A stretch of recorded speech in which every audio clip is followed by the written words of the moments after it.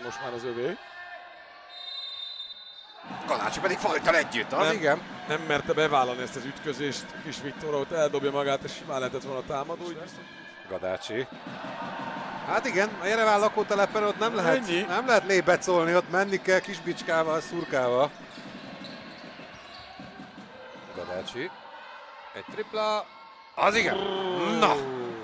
Gadácsi 7 pontos, 4 pontra közelíti meg. Lassú labda Gadácsihoz. Egy leütés tempó, tökéletes. Kiváló döntés. Oda somjon egyet, hogyha a gyerek nem teszi a dolgát rendesen, meg ilyen lehajtott, leszegett fejjel jön, megy. Tömség. Gadácsi megint. Jó kezdte az első félidőt is. Ő az, Eladta.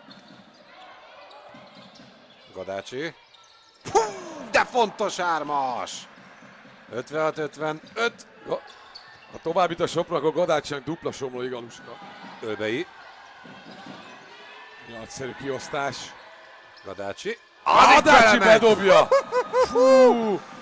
Hát mondom, 3 somlója az övé, ha meg lesz a tovább.